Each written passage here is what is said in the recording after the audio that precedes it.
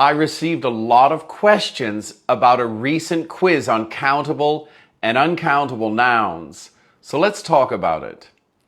Countable nouns are fairly straightforward. These are things you can count, like 2 apples. Uncountable nouns are things that you can't count. Knowledge, salt, water. However, if you place countable nouns ahead of these, you can quantify them.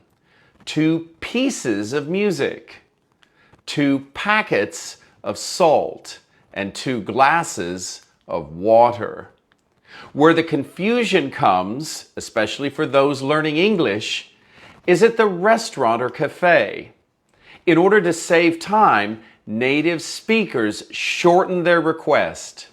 Instead of saying, "I'd like 2 cups of coffee," they say, "I'd like 2 coffees, please," which renders these uncountable nouns as countable in an informal sense.